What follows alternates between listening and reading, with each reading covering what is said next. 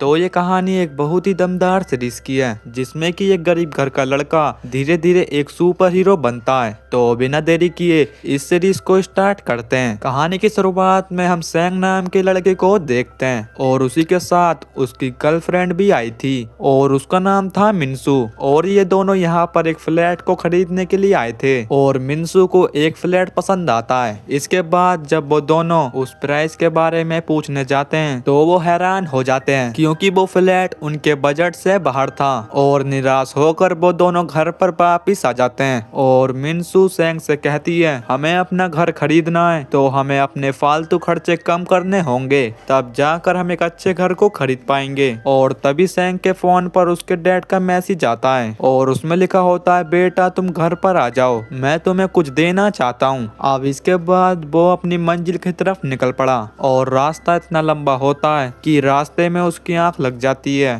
खैर इसके बाद वो अपने गांव पहुंच जाता है। फिर वो अपनी मॉम से मिलता है और तभी सैंग के डैड उसे आवाज देते हैं और उसे अंदर बुलाते हैं। लेकिन सैंग अपने डैड को बिल्कुल भी पसंद नहीं करता था। यहाँ पर हम देखते हैं कि जब सैंग 9 साल का था तब उसके डैड की नौकरी चली गई थी। फिर उसकी मॉम को घर चलाने के लिए एक रेस्टोरेंट में काम करना पड़ता था।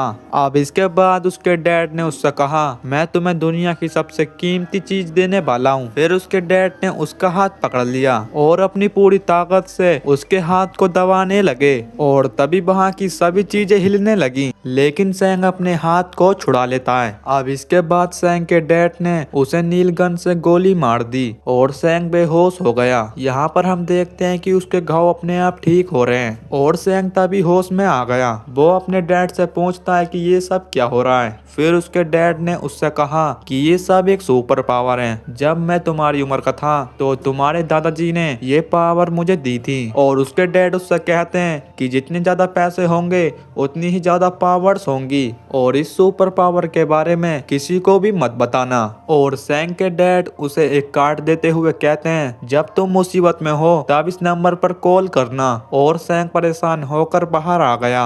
अब इसके बाद हम देखते हैं कि मिनसू और सैंग एक जगह बैठे हैं। फिर सैंग पावर वाली बात मिनसू को बताता है और मिनसू कहती है जिससे कि इस्तेमाल हुए पैसे गायब होने लगते हैं। और सैंग कहता है कि मैं सच कह रहा हूँ। लेकिन ये सुनकर मिनसू वहाँ से जाने लगती है। फिर सैंग उसे रोकता है और उसे $10,000 दिखाते हुए अपनी पॉकेट में रखता है। फिर वो उससे कहता है इधर देखो। और ये कहकर उसने एक लोहे के पाइप को पकड़ लिया। फिर उसने पाइप को आसानी से मोड़ दिया और वहाँ पर कुछ कॉइन्स भी गिरते हैं। फिर सैंग अपनी पॉकेट दिखाता है जिसमें कि पैसे नहीं होते। ये देखकर मिनसू हैरान हो जाती है। खैर इसके बाद अब हम देखते हैं कि सैंग ऑफिस के लिए रेडी हो रहा है और वो फिर ऑफिस पहुँच जाता है और उसे जीने पर एक बूढ़ी औरत भी मिलती है जो कि कुछ भारी सामान लेकर जा रही थी। और सैंग मदद करने के लिए जाता है लेकिन मिनसू ने ताकत का काम करने से मना किया था और वो ना चाहते हुए भी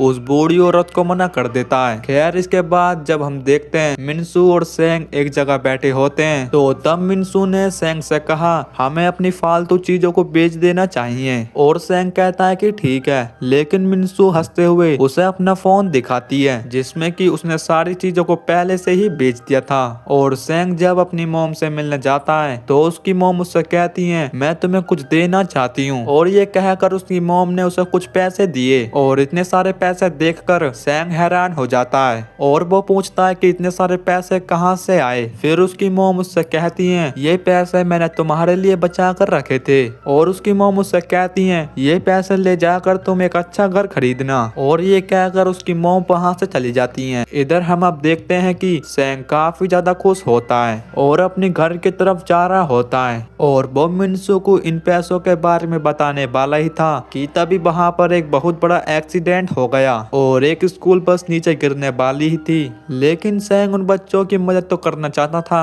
लेकिन तभी उसे अपने डैड की बात याद आ गई जो कि उन्होंने कहा था गरीब लोगों की अपनी पावर से मदद करना। और वो बस धीरे धीरे नीचे खिसकती जा रही थी। फिर सैंग उन्हें बचाने के लिए चला जाता है और अपनी पूरी ताकत से उस बस को खींचने लगता है। लेकिन उसके पैसे कॉइन्स में कन्वर्ट हो रहे थे।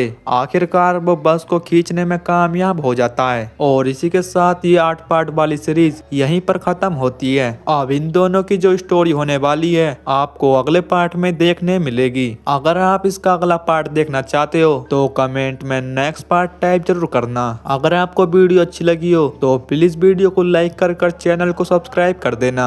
बाकी मैं मिलूंगा